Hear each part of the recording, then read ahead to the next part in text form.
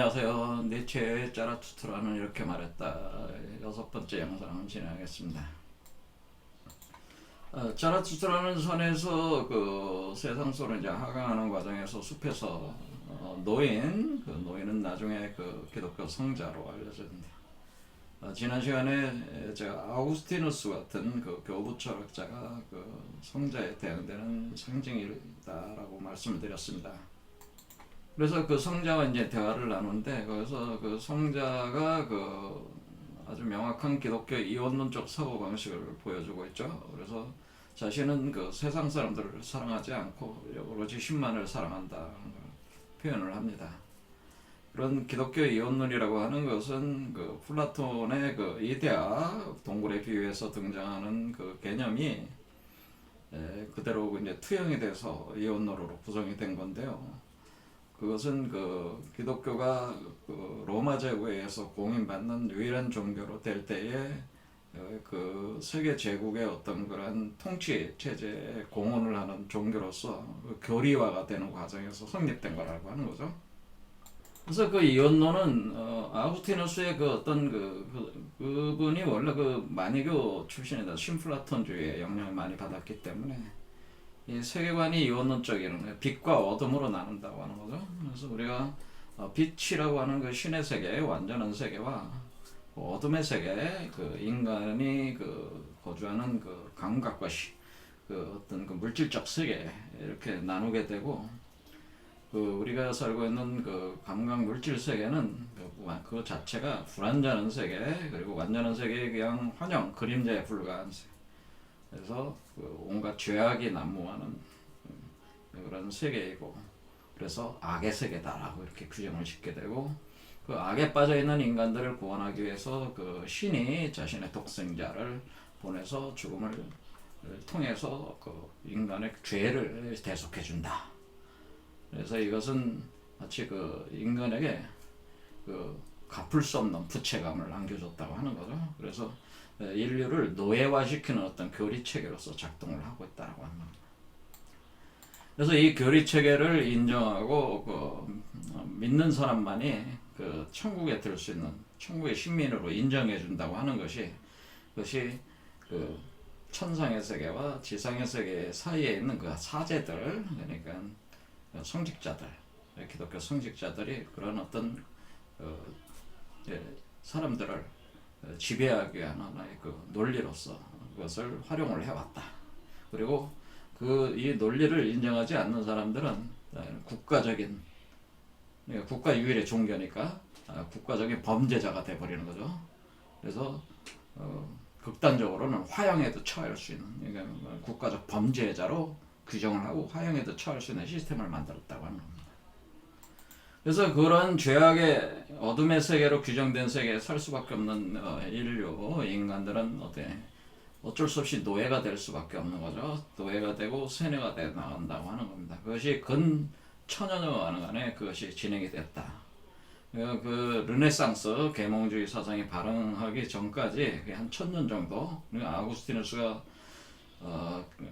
AD 400년 전후니까 한 1400년 정도까지, 한 1000년 정도까지가 그렇게 이제 지배를 했다고 하는 거죠. 그래서 이런 기독교 성자는 바로 이런 어둠의 세계, 그 불완전한 세계, 그 죄악에 빠진 세계를 더 이상 사랑함이 없는 거죠. 오로지 신만 사랑한다고 하는 자신은. 그래서 그 소설의 제2장이 그런 내용들로 구성되어 있는 거죠. 그리고 이 세상 사람들 다 노예화되어 있기 때문에 이미 거지 근성, 어떤 구걸하는 근성, 노예 근성, 누군가를 구원해주지 않으면 스스로 구원할 수 없는 존재들이니까 그런 어떤 의식 상태에 빠져버린 거죠. 그래서 기독교에서 얘기하는 그 이웃에 대한 사랑이라는 것도 본질적으로 이와 같은 그것을 깔고 진행이 되는 거니까, 사실은 우리가 무슨 자선 사업을 한다는가, 이것도 역으로 무엇인가 억귀한 그런 어떤 행위들이라고 하는 거죠. 그래서 그런 의식이 있다 보니까 위버맨시, 자라투스트라 같은 존재가 자신들 속에서 들어올 때에 이 사람들은 그 존재들을 환영하는 게 아니고 도둑처럼 느낀다고 하는 거예요. 뭔가 자신들한테 훔쳐갈 게 있어서 오는 거 아니냐, 그런 식으로 생각을 하니까 성자가 그 자라투스트라한테 이렇게 그런 취급 받지 말고 그냥 여기서 그냥 숲속에서 나처럼 살아라 그런 얘기죠. 그래서 그렇게 표현할 때 자신을 표현할 때 곰 가운데 한 마리 곰 그리고 새 가운데 한 마리 새이다라고 하는 거죠. 그래서 곰이라고 하는 거는 여러분들이 그 상징 그것은 여러분들이 그 당군 신화의 그 웅녀 생각하시면 돼요. 웅녀가 쑥과 마늘을 먹고 사람이 됐잖아요. 그래서 당군을 잉태를 해서 태어나게 돼. 당군이 바로 그 위버맨이라고 생각하고 웅녀가 여기서 곰이 되는 그 성자라고 생각하면 돼요. 그래서 이와 같이 그 짐승이지만은 뭐 아직 인간이 되지 못한 그런 존재, 그런 짐승 중에서도 강력한 존재. 그래서 곰으로 표현하게 되고 새 가운데 새라고 하는 한 마리 새라고 하는 거는 우리가 새는 정신의 세계를 표현해 주는 거니까 뱀은 땅의 세계, 물질의 세계. 그래서 정신의 세계. 그러니까 우리가 이원론적 세계 중에서 천상을 향해서 나가려고 하는 자 그런 사람들의 세계 바로 새 중에 새다라고. 그래서 이런 존재가 니체가 그러니까 자라투스트라가 여기서 그러면은 당신은 뭐 하고 있냐? 곰 가운데 한 마리 곰, 새 가운데 한 마리 새인 당신은 여기서 뭐 하고 있냐? 내가 여기서 하는 거는 노래를 짓고 노래를 부른다는 거죠. 그리고 지으면서 웃기도 하고 울기도 하고 그르렁거리기도 한다는 자기 혼자서 신을 찬양하고 있다고 하는 겁니다.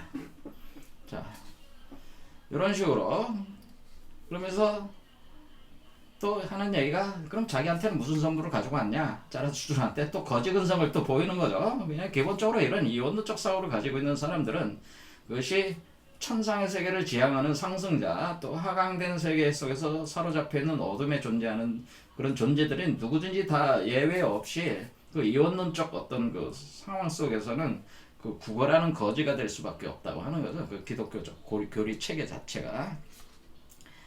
그래서 성자가 그 선물을 줄게 뭐 없냐 이런 식으로 그러니까 니체가 뭐라 내가 당신하고 계속 있다가는 당신한테 뭔가 뺏어올 것 같다. 그러니까 나 빨리 보내주기나 해라 그렇게 얘기합니다. 그래서 그 뺏어올 게 뭐냐 여기 이제 뒤에 나오는 거예요. 니체가 자라투스트라가 그 혼자 있게 됐을 때 이제 자신의 심장에 대고 이렇게 말한다. 어찌 이럴 수가 있단 말인가? 이 늙은 성자는 그의 숲속에 있어서 신이 죽었다는 것에 대해서 아직도 듣지 못했구나. 그러니까 원래 자라투스트라는 이 늙은 성자에게 신이 죽었다는 얘기를 해주고 싶었지만은 그렇게 되면 어떻게 돼?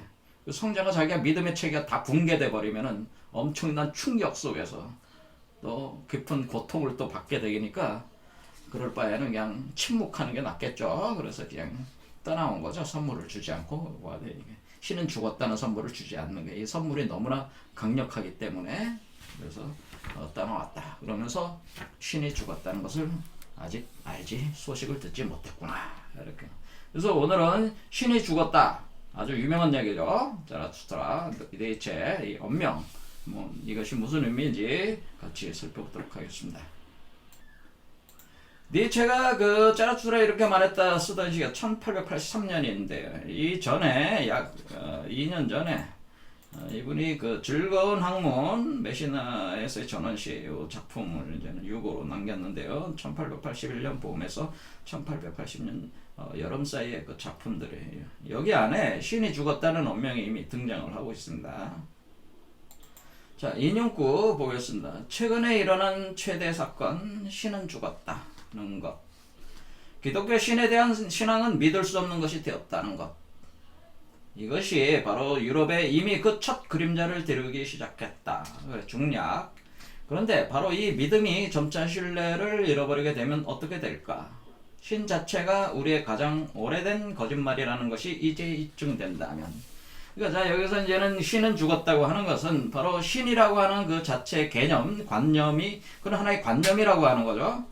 교리 체계를 만들기 위해서 만들어낸 인간이 만들어낸 그러니까 누가 만들어낸 교부 철학자들이 만들어낸 관념이라고 하는 건데 그 관념 그것이 다 거짓말이죠. 위선이죠. 사기치기 위해서 만든 교리 체계니까 신은 거짓말이죠. 그래서 그 사기였다는 것을 알게 되는 거죠. 사기. 신 자체가 우리의 가장 오래된 거짓말이었다라고 하는 신 자체가 이때 이 신은 뭐예요? 사람 머리 꼭대기에 앉아가지고 좌우하는 그런 신을 얘기하는 거죠. 그래서 자신은 완전하고 너희는 불완전하니까 나의 노예가 되어라. 뭐 그와 같이 거들먹거리는 건 신을 얘기하는 거죠. 이 신 자체가 사실은 가장 오래된 거짓말이다. 이것을 간파를 하게 됐다는 거야. 그래서 그래서 간파를 하게 되면 뭐야? 깨닫게 되면 뭐야? 관념이 없어지잖아요. 그렇죠? 해방이 되는 거죠. 그럼 그 사람에게 있어서 신은 죽어버리는 거잖아요. 자, 이렇게 되는 거죠. 그러니까 그 깨달으면은 거기서 벗어나는 거고, 벗어나게 되면 이전의 세계의 그 존재, 강력한 존재는 사라지고 죽게 되는 거죠. 그 사람 안에서 죽게 된다. 자, 요것이 이제 또 이제 즐거운 학문, 또 이제 또 인용문 뽑겠습니다. 그대들은 밝은 아침에 등불을 켜고 시장으로 달려가 쉴 새 없이 이렇게 외치는 미치광이에 대해 들어본 적이 있는가? 나는 신을 찾는다. 나는 신을 찾는다. 하면서 중략. 신은 어디에 있지? 그는 부르짖었다. 내가 가르쳐 주리라. 우리가 신을 죽여버렸다. 너희와 내가 우리 모두는 신을 죽인 자들이다. 그러나 우리는 어떻게 이를 행하였단 말인가? 중략 뭐 이렇다. 또 얘기합니다. 신은 죽었다. 신은 죽어 있다. 그리고 우리가 그를 죽여버렸다. 살인자 중에 살인자인 우리는 어떻게 스스로를 위로할 것인가? 자, 왜 스스로를 위로해야 돼요? 자, 기독교 교리는 이것이 르네상스 계몽주의 시대가 발흥이 되기 시작 전에 1000년을 지배를 하게 됐는데 이것이 너무나 강고하게 사람들이 의지하던 체계잖아요. 노예잖아요. 완전히 세뇌되어 있었잖아요. 근데 거기서 이제 깨어나는 자들이 이것이 허위간점이고 이것이 거짓이고 사기꾼들이 만들어낸 거는 기독교 그 교부 철학자들 사기꾼들이 만들어낸 간념이다. 하나의 자신들을 지배하기 위한 간념에 불과했다고 하는 것을 깨달아. 그렇죠? 그래서 그렇게 되면은 어때? 깨달은 사람들도 그렇지만은 그렇지 않은 사람들에게 또 얘기를 해줘야 되잖아요. 그렇게 하게 되면 그 깨닫는 사람들은 어떻게? 자기 안에서 다 신들을 죽이게 돼 있죠. 당연히 죽이게 돼 있죠. 깨닫는 과정 자체가 죽이는 거죠. 죽이게 되면 어떻게 돼? 여태까지 그거 가지고 살았는데 그걸 죽여버리면은 자기는 뭘 믿고 살단 말이야. 뭘 믿고 살 수 있겠어. 그래서 믿을 수 있는 게 없잖아요. 그러니까 극도의 허무주의와 닐리즘에 빠질 수밖에 없다. 그럴 바에는 그냥 계속 속는 게 낫다. 이런 생각을 가진 사람도 있죠. 그렇죠. 그런 사람들도 있습니다. 기독교인들 보면은 왜 기독교인들한테 이렇게 얘기가 안 되냐면은 그거에 그 사람들이 가지고 있는 유일한 그 의지처란 말이에요. 근데 그것은 잘못된 개념이다. 이렇게 얘기를 하면은 그 사람들은 그걸 받아들이기 어려워요. 여기서 성자도 마찬가지로 그렇죠. 여기서 지금 산에서 숲에서 만난 성자도 신은 죽었다는 얘기를 했을 때 그 성자는 미쳐버릴 거야 아마 그 절망감 때문에. 그렇죠. 그렇지. 세상 사람들도 신이 죽었다는 사실을 안다면은 자기가 여태까지 믿었다는 거, 믿어왔던 그것이 다 빠져나가는 거잖아요. 그럼 그 절망감이 얼마나 크겠어요. 그렇죠. 그래 우리는 어떻게 스스로를 그럼 어떻게 우리는 감당해야 되냐? 이 신이 죽었다는 것을 이걸 어떻게 감당하느냐 이런 거지. 이거 황당한 거지 진짜 이거는. 그렇죠. 그게 전부였는데. 자, 이렇게 신이 죽었다는 사실을 어떻게 알았을까요? 그렇지. 어떻게 이런 일을 행하였단 말인가? 어떻게 이걸 알았단 말인가? 이거죠. 그는 좀 전에 얘기했듯이 기독교 교리가 이것이 1000년 동안의 지배를 했는데 르네상스와 계몽주의가 어떻게 발흥이 됐는가? 갑자기 그런 일이 발생을 했단 말이야. 극적인 변화가 있었다고 하는 거죠. 극적인 변화. 서양 문명에 있어서 극적인 변화가 바로 르네상스 계몽주의의 출현이라고 하는 거죠. 그것은 뭐야? 이성의 출현이야. 이성. 합리적 이성이 출현하기 시작했다라고 하는 거야. 그러니까 여태까지 인간의 의식의 발전 단계에서 여태까지 존재해보지 않았던 그 능력, 합리적 이성 능력, 그것이 분출하기 시작한 거예요. 그렇죠. 그러면서 확 뒤집어 버린 거죠. 자, 이거는 인간의 진화 과정에서 아주 자연 발생적으로 사실 내재되어 있던 그런 어떤 진화 프로그램에 의해서 촉발된 거라고 이렇게 볼 수가 있습니다. 그래서 이러한 우리 인간의 의식의 성장의 과정에 대한 것을 우리가 어느 정도 이해를 하고 있어야지 이 언명들을 우리가 신은 죽었다는 언명을 좀 더 깊이 이해할 수 있다. 그래서 오늘 그 틀 한번 같이 보겠습니다. 이제 니체 공부를 해보면 니체는 공부를 엄청 했어요. 이것저것 많이 했는데 이분이 원래 문헌학자였단 말이에요. 문헌학이라고 하는 게 뭐예요? 뭐 안 읽은 책이 없을 정도로 책을 많이 읽었다고 이렇게 볼 수가 있죠. 그렇죠. 문헌학자니까. 자, 우리는 일단은 니체라는 존재, 이 존재가 자기를 위버맨시 초인, 바로 짜라투스라로 자기를 표현을 했지만은, 상징화시켰지만은, 그 상태의 수준이 어느 상태냐, 라는 거를 보려면은, 이분이 원래 선악의 저편, 1886년도에 이 책을, 텍스트를 쓰셨다. 자, 선악의 저편이라는 말에서 우리는 이원성적인 개념, 선과 악이라는 개념이 등장한다는 걸 알 수가 있어요. 그래서 우리가 이원성적인 개념 볼 때 우리가 하늘, 그 완전한 세계, 신의 세계는 선의 세계죠. 선이라고 할 수 있고, 여기 인간의 세는 그 감각의 물질의 세계는 악이라고 볼 수가 있죠. 악. 그래서 우리는 이것도 역시 이원론이라 선악이라는 개념 자체가 이원론적인 개념이라는 걸 알 수가 있어요. 그런데 이분은 선악의 저편이라는 표현을 썼단 말이에요. 자, 선과 악이라는 말 자체가 사실은 우리가 기독교에 대해서 어느 정도 아시는 분들은 이 선악이라는 말 자체가 원래가 어디서 시작해? 창세기에 선악과라는 거에서 나온다는 걸 알 수 있어요. 선악과. 그러니까 지식의 나무의 열매인 선악과. 거기서 선악이라는 말이 나오죠. 자, 선악과는 뭐냐? 우리가 지식의 나무와 생명나무는 하나의 뿌리를 공유하는 나무라요. 그래서 지식의 나무와 생명의 나무가 하나의 나무가 돼서 서로가 서로를 꼬여 올라가는 이 구조로 되어 있어요. 이렇게. 요게 바로 지식의 나무와 생명의 나무라고 여러분은 생각해 주시면 됩니다. 그러면 이 나무의 열매를 가리켜서 우리는 지식의 나무에 열리는 선악과, 열리는 선악과라고 볼 수가 있어요. 자, 이 선악과를 먹고 어떻게 됐어요? 원래 기독교적인 논리로 보면은 이 선악과를 먹고 추락했다, 타락했다, 악의 세계로 굴러떨어졌다라고 표현을 했죠. 자, 먹지 말라는 선악과를 먹어서 굴러떨어졌다. 유치한 얘기지만은 그렇게 얘기를 하죠. 자, 이 선악과라고 하는 것은 사실은 선과 악이라는 이원적인 어떤 개념을 발동시키는 그런 역할을 한다고 볼 수가 있죠. 이원성적인 세계를 통해서 세계를 인식하게끔 하는 선언적인 어떤 능력을 만들어내는 효과가 있다. 이렇게 보셔도 됩니다. 자, 그럼 우리가 선악과를 먹고 이원적 세계로 굴러떨어졌다. 그래서 천상의 세계와 그리고 천상이 아닌 이 땅의 세계로 둘로 나눠져 가지고 우리는 상승과 하강의 운동을 이렇게 진행을 하고 있는 거죠. 사실은. 그렇게 할 때 우리는 여기서 선악의 저편이라는 표현 자체가 선악과를 먹었지만은 이원성 세계 속에 떨어지지 않은 그 상태를 표현해 주는 거란 말이에요. 그래서 우리가 선악의 저편이라는 이 텍스트를 썼다고 하는 이유 자체가 우리가 짜라투스라는 이렇게 말했다 할 때 니체의 그 위버맨시, 초인의 상태라고 하는 것은 선악의 이원성을 넘어선 존재로서 위버맨시를 규정하고 있다.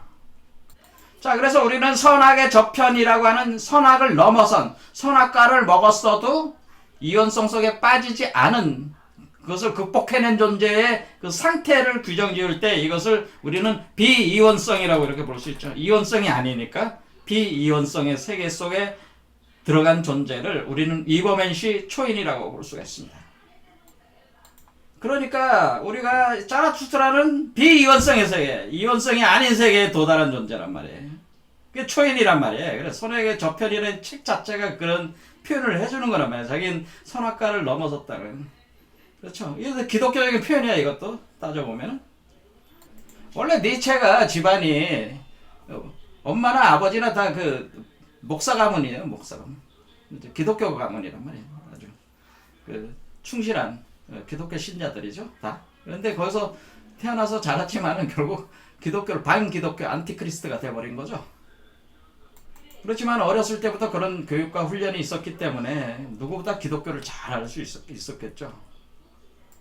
그래서 원래 이버맨시 초인이 자신이 선악의 저편, 바로 비이원성 세계 속에서 자신이 상태에 도달을 했을 때 이 존재가 그것이 산에서 깨달았다, 산에서 하강을 한다, 이렇게 다시 세상 속으로 들어오는 거예요.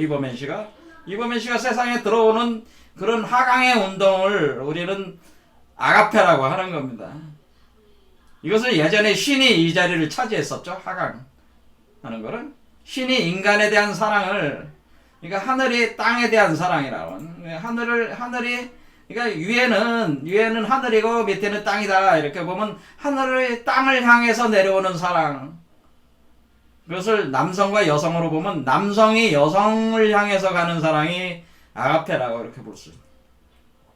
그 다음에 땅이 하늘을 향해서 나가는 사랑, 그것은 에로스라고 볼 수 있습니다. 땅이 하늘을 향해서 나간다. 여성이 남성을 향한 사랑, 지향하는 사랑이 바로 상승과정입니다. 그래서 사실 이 상승과 하강의 운동이라고 하는 것은 그 자체로서 사랑의 운동이라, 사랑의 운동이라고 하는 거예요. 원래 하늘과 땅의 사랑이란 말이야. 하늘과 땅이 사랑을 하는 과정이라 이렇게 볼 수가 있습니다.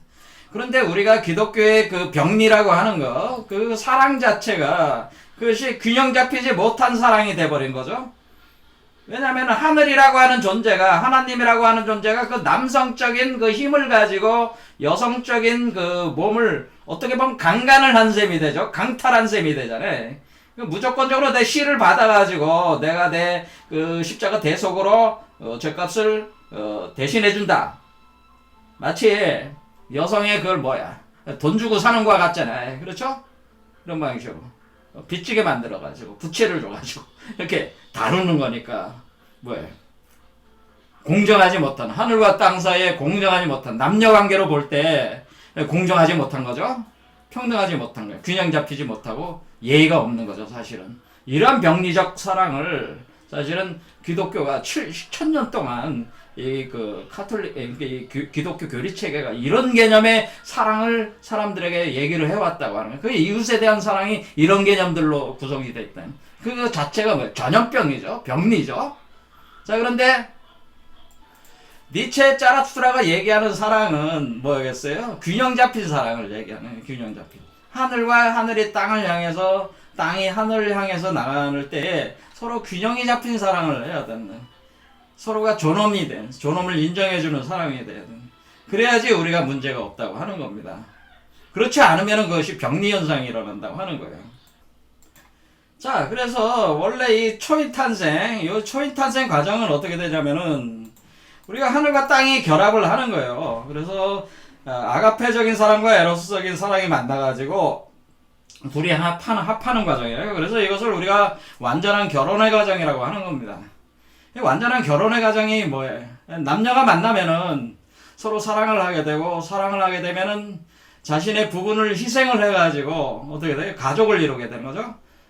그래서 합함이 있는 거죠. 그럼 가족을 이루면은 그 젊은 남녀 사이에는 그 아이가 태어나게 되는 겁니다.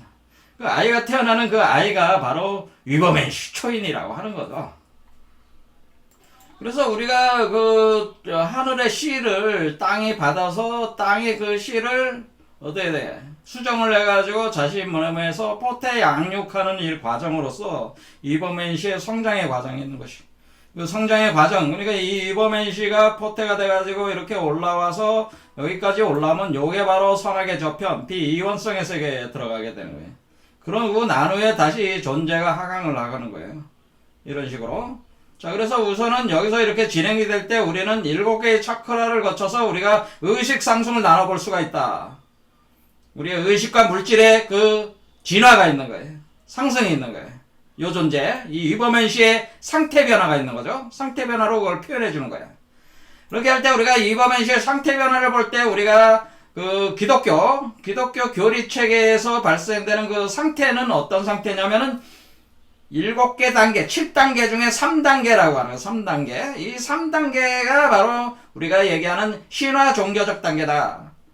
이것은 캔 일버 의식의 스펙트럼 혼론 홀라키 그 의식 상승 메커니즘 그에 준해가지고 제가 이렇게 설명을 드리는 겁니다. 아주 치밀하게 잘 돼 있어요. 이 개념이.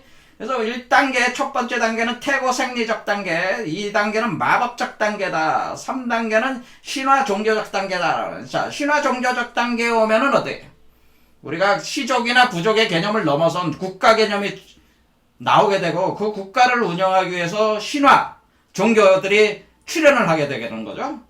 그래서 그 신화 종교를 통해서 서로 다른 시족, 부족들을 통합을 해야 되니까 같은 이념, 같은 신 이런 거를 만들어야지만이 통제가 될 거 아니에요. 이게 바로 기독교라든가 불교라든가 모든 종교 또는 신화적 세계를 기반으로 하고 있는 국가들이라고 하는 것이 그 의식 수준이라고 하는 것이 세 번째 차크라 단계의 수준이라고 하는. 그래서 우리가 지금 기독교가 어떻게 성립이 됐어요? 기독교도 바로 로마 제국이라는 세계 제국에 봉사하기 위해서 거기 통일하기 위해서 그것을 잘 관리하기 위해서 거기서 도입되는 거예요. 적극적으로 수용을 한 거 아니에요. 로마 제국에서. 그래서 국가 지배 권력과 합해진 거 아니에요. 그때 당시에. 마찬가지로 우리는 뭐 통일신라 시대나 뭐 그때도 뭐예요. 불교로 이렇게 통합을 하는 거죠. 민중을 통합하기 위한. 그래서 종교를 활용을 하는 거라 그런 얘기죠.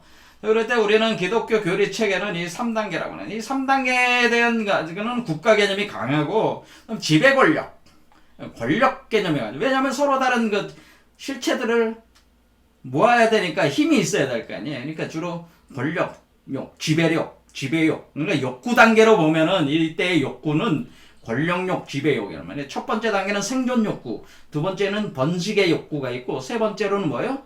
내가 사회적 구성원으로 들어가서 그 사회에 내가 얼마만한 힘을 발휘해서 지배를 할 수 있느냐는 지배욕이 폭증하는 레벨이 요 레벨이란 말이에요.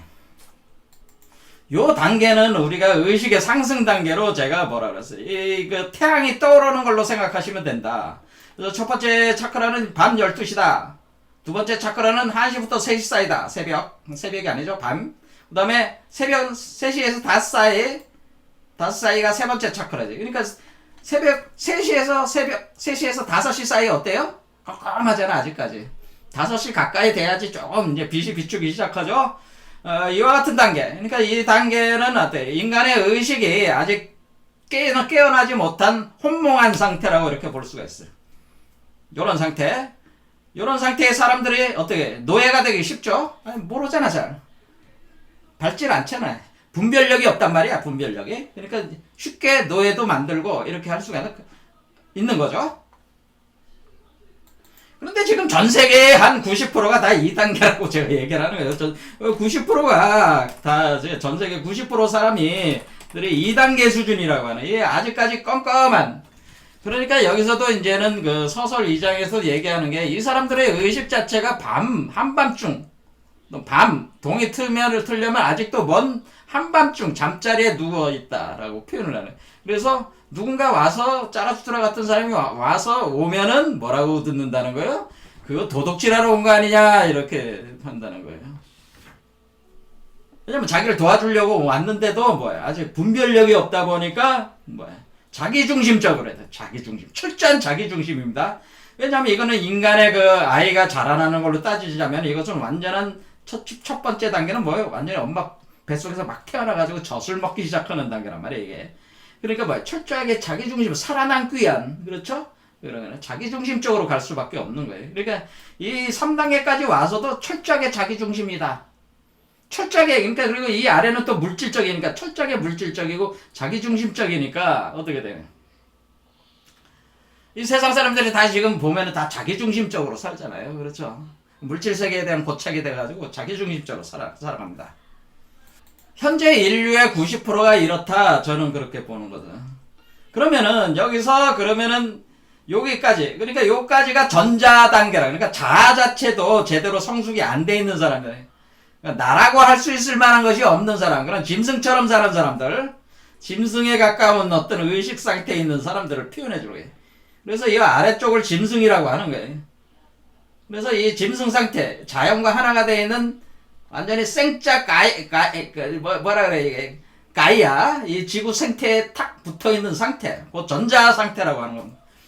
자, 여기서 우리가 이 상태에서 기독교 교리가 만들어졌고 이 상태의 사람들을 대상으로 해서 지배적인 거를 발현을 해왔단 말이에요. 그런데 아침이 왔어.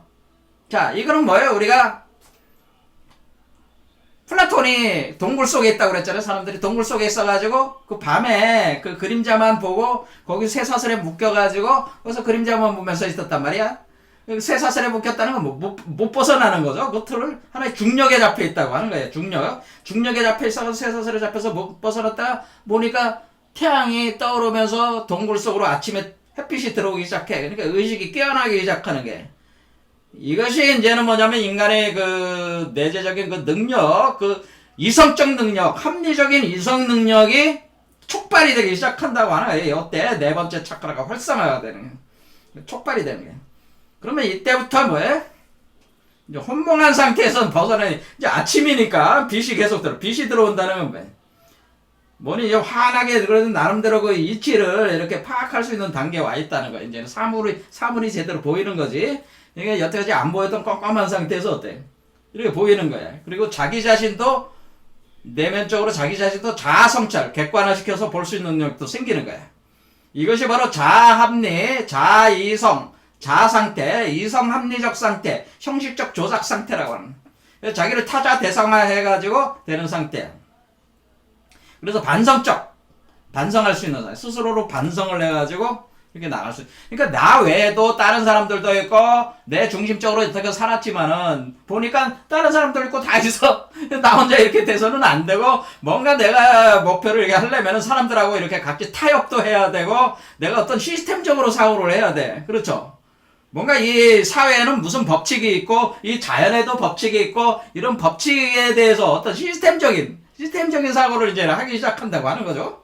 이게 시스템적인 사고. 그래서 이때 숫자를 4개. 나, 너, 우리를 넘어서 그것. 네 번째 요소가 시스템이라면 시스템. 이래서 뭐야? 좀 더 이 세계의 이해 방식이 좀 더 심화되고 깊어지는 거죠. 좀 더 깊어지는 거야. 그러니까 이 자아가 나왔다고 하는 것은, 우리가 뭐냐면은, 자아가 나왔다고 하는 것은 그 자아가 더욱더 성숙되고 깊어지는 걸 의미하는 것이, 우리가 자아라고 하는 것이 그것을 부정적으로 볼 게 아니라는 거예요. 오히려 전자 상태는 철저히 이기적이고, 자아 상태는 어때요? 관용적이죠. 포용적이고. 그럼 법칙에 의한 사고를 할 수가 있으니까. 그렇죠? 어떤 시스템 사고를 할 수가 있잖아요. 상대편이 돼볼 수가 있는 존재란 말이에요. 자기만 생각하면 내가 상대편의 입장이 돼볼 수 있는 사람의 상태, 자신을 객관화시킬 수 있는 사람, 이런 상태가 바로 뭐냐면은 서양 문명의 역사에서 이런 상태를 우리가 르네상스에 의한 계몽주의의 발흥이라고 이렇게 본다고 하는 거죠. 자, 그럼 우리는 여기서 하강운동이 이렇게 내려오고, 자, 상승운동이 올라가면서 지금 어떻게 하는 거예요? 전반적으로 요거를 이걸 올리려 나가는 거니까 이 힘이 이렇게 계속 밀고 올라가는 거죠. 올라가면서 어떻게 되는 거예요? 이렇게 이 균형을 잡아줘야 되는 거잖아요. 균형. 그렇죠. 균형. 올라가는 힘과 내려가는 힘 사이에 균형을 잡아줘야 돼. 그럼 올라가는 힘은 어떻게 돼? 초월하려고 하는 거죠. 밑에를 자꾸 초월해 나가려고 하는단 말이야. 자꾸 초월해. 위로 자꾸 올라가려고 하죠. 이 힘은 중력을 이기려고 하는 힘이야. 이게 상승, 에로스 힘은. 자, 하강의 힘은 뭐예요? 위의 것을 내려보내주는 힘이죠. 내려보내줘서 현실 세계의 지복을 구성해 나가는. 그래서 이 상승 에로스 운동은 다자가 다즉일의 단계, 다자가 일자를 향해서 나가는 흐름이고, 이거 하강 단계는 뭐냐면은 일자가 다자화되는, 일즉다되는 일자가 다자로 나가는 운동이에요. 그래서 이 운동이, 두 개의 운동이 통합이 되면서 각 위치에서, 이 위치에서는 오랫동안 머물면서 그 축적이 돼야 되는 거죠. 여기서 변화가 일어나면은 점핑해야 되는 거죠. 점프하는 거죠. 계단을 뛰어오르는 거죠. 그러니까 우리가 의식의 발전이 선형적이 아니라, 선형적으로 가다가 탁 뛰거든. 선형적으로 가다가 탁 뛰고, 이렇게 하나의 특이점들이 있다고 하는 거죠. 이것이 마치 우리가 빛의 스펙트럼처럼 파장의 차이가 있어가지고 파장을 건너뛰는 거예요. 그러니까 광량자가 일정의 양이 있어서 양자도약하는 것 같아. 양자도약하는 것 같은 도약 운동이 일어난다. 이 둘 사이에. 이렇게 할 때 우리는 이 두 개 사이에 그 균형이 잘 잡혀져야지. 이거는 초월하려고 하는 거고, 이건 어때? 이거는 내재화시키는 운동이죠. 자, 이것은 창조 운동이고, 그렇죠? 이거는 창조의 운동이고, 이것은 본원으로 돌아가는 운동이란 말이에요. 이거는 밖으로 확장하는 운동이고, 이것은 수렴하는 운동이란 말이에요. 그래서 이 두 운동 사이에 힘의 균형이 잘 잡혀가지고 이것이 돼야 되는데, 근데 문제는 뭐냐면 이것이 이렇게 그 양자도약하고 이렇게 하고 올라갈 때에 반드시 이렇게 위로 올라가는 과정에서 밑에 있는 단계를 잘 다뤄가지고 포함하면서 초월해야 되는데, 자, 포함하면서 초월. 자, 잘 포함하면서 초월해야 된다. 그래. 잘 포함하면서. 자, 그러니까 우리가 그 이성적 단계로 나갈 때는 우리는 뭐예요? 여기 신화 종교적 단계를 잘 다스려가지고, 어때? 자를 건 자르고, 없앨 건 없앴고, 유지할 건 유지하면서, 보존시키면서, 포함하면서, 끌어안으면서 초월해야 돼. 왜? 이 위에 있는 거는 아래가 기반이란 말이야. 아래가 무너지면 위에 있는 거 다 순식간에 퇴행해서 무너져 버린단 말이야. 그걸 잘해야 된단 말이야. 그렇지 않고 이렇게 올라갔다가 잘못하면 이게 다시 퇴행해 버려요. 똑같은 순서에 따라서 다시 굴러 떨어진단 말이야. 이게 상승이 무너진단 말이야.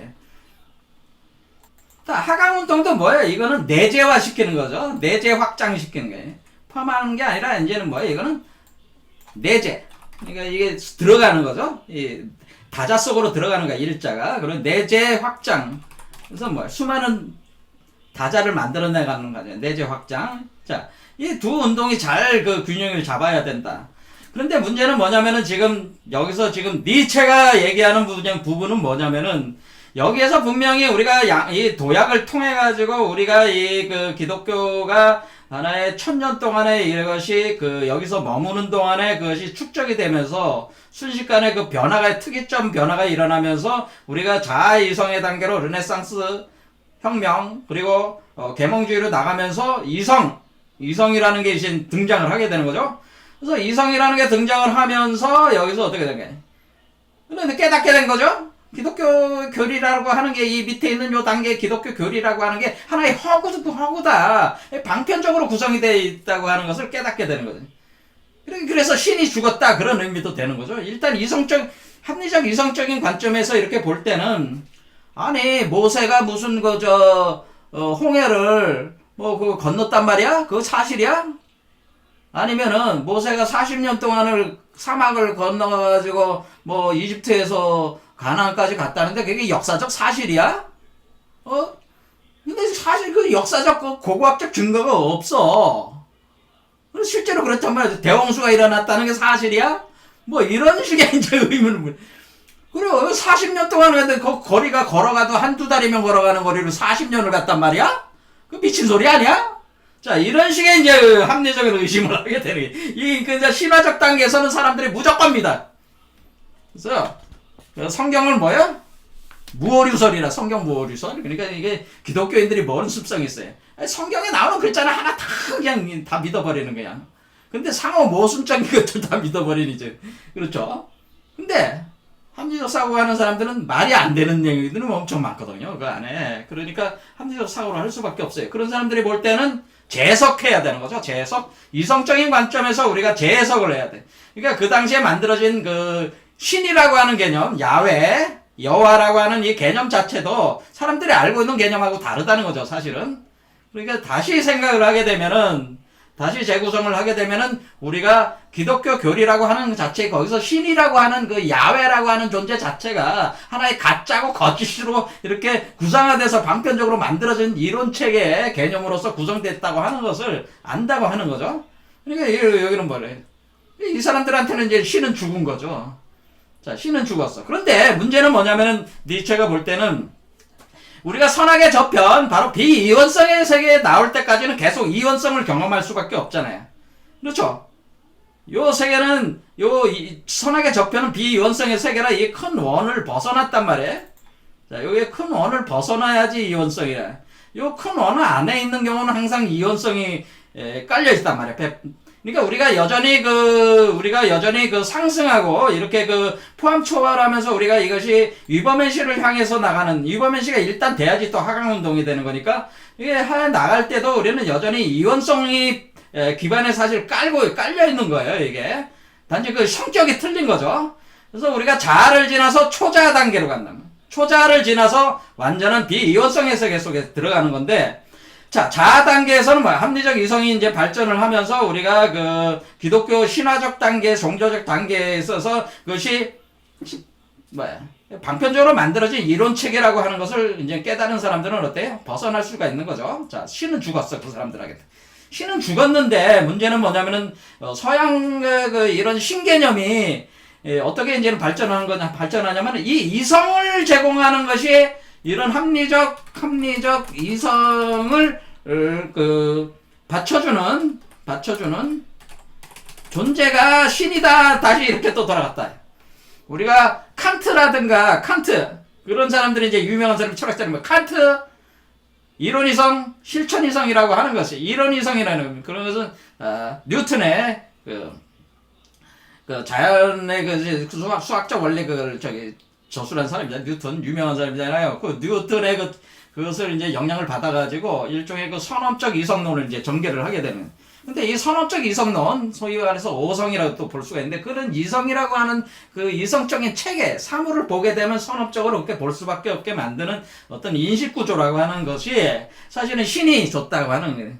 그리고 우리가 어떤 도덕적인 행위를 할 때 도덕적인 그 실천이성, 그 판단하는 수 있는 실천이성적 능력을 준 것도 신이다. 이렇게 간단 말이에요. 해겔도 마찬가지예요. 그래서 대표적인 사람들은 이제는 몇 사람만 보면 칸트. 자, 그래서 칸트는 뭐예요? 3비판이죠. 이성이성, 실천이성, 판단력 비판, 뭐 이런 세 개로 이렇게 가는 겁니다. 이 유명한 사람이죠. 자, 그 다음에 해겔 같은 사람은 뭐예요? 이것은 절대정신을 얘기하게 돼요. 절대정신. 절대정신이라고 하는 것이 바로 신이다라고. 사실 이 운동 전체가, 그러니까 이 해겔은 뭐냐면은, 우리가 이 과거의 어떤 이원론적 개념들이 주로 뭐냐면은 운동성이 없었어요. 그런데 거기에 운동성을 부과를 해요. 변증법적 운동성을 부과를 하면서 변증법을 이제 적극적으로 수용을 해가지고 해겔이 절대정신, 그러니까 이 세계는 사실 절대정신의 표현이다 이렇게 해버리면은, 근데 절대정신은 곧 신이다 이렇게 해버리면은 그게 그 말이잖아요. 자, 우리가 기독교 교리체계하고 다른 점은 뭐예요? 기독교 교리체계는 적극적으로 그 구원론에서 그것을 활용을 했지만은 여기는 어때? 하나의 우주운동, 자연운동, 우주운동, 정신운동, 이런 어떤 시스템, 틀, 법칙, 어떤 그 법칙이라는 거, 뭐 자연법칙, 이런 것들을 다 뭐예요? 그것이 신성의 표현으로 이렇게 설명을 해버린단 말이에요, 그게. 자, 대표적인 사람이 또 누가 있어요? 화이트헤드도 마찬가지예요, 화이트헤드도 이 양반이 과정과 실제를 할 때 그 과정과 실체가 뭐냐면 그건 신이다라고 그래요. 그래서 과정신학으로 간단 말이에요. 그러니까 이런 식으로 또 유명한 사람 뭐 있어요? 아인슈타인 같은 경우. 아인슈타인이 뭐라 그래? 하나님은, 신은 주사위를 던지지 않는다. 이런 얘기를 해요. 아인슈타인이 만든 그 상대성 원리라고 하는 거, 특수상대성, 일반상대성, 특히 일반상대성 원리는 뭐예요? 비유클리드 기하학, 리만 기하학을 통해가지고 이 시스템을 만들어요. 그러면 신이라고 하는 것을 일종의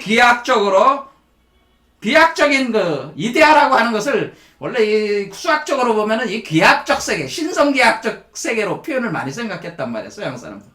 그러다 보니까 아인슈타인이 생각하기에 자기가 이렇게 한 일반 상대성 원리를 구성하는 그 기본적인 수학적 틀이 리만 기하학이란 말이에요. 비유클리드 기하학 중에 리만 기하학인데 이 기하학적 세계에 의해서 아주 참 탄탄하게 짜여진 세계. 더 확률이 들어갈 수가 없는 거예요. 근데 양자역학이 나오니까 확률적 세계관을 제기를 하니까 신이 주사위를 던질 수가 있느냐. 그러니까 이건 뭐예요? 아인슈타인이 이 세계, 이 기하학적 세계를 만든 게 창조주지 아닌지 모르지만 이 기하학적 세계 구성하는 기본적인 모든 그 바탕은 신이다라는 생각이 암암리의 무의식에 깔려있는 거죠, 아인슈타인도. 아인슈타인도 제가 볼 때 아인슈타인은 플라톤주의자로 저는 보는 겁니다. 플라톤주의자다라고 하는. 이데아주의자라. 이렇게 보는 거죠. 자, 그러니까 우리는 여기서 우리가 이성이라고 하는 것이 등장을 하면서 그것이 다양한, 우리가 이제는 우리를 넘어서 시스템적인 사고가 이제 발전을 하게 되는데, 신화적 사고를 넘어서기는 했지만은 여전히 이원론적 세계의 그 관념을 벗지 못하면서 그것이 어떻게 돼? 우리가 시스템적인 어떤 것을 이루는 그 다양한 그 법칙적 요소들을 신에 의탁을 해가지고 그것을 설명하니까, 어때? 니체 입장에선 그런 건 역시 이원론적인 걸 벗어나지 못한 그 신관념이라고 하는 거죠, 그게. 그러니까 지금 이걸 알아야죠. 니체는 선악의 저편, 비이원성을 얘기를 계속 하는 거예요, 사실은.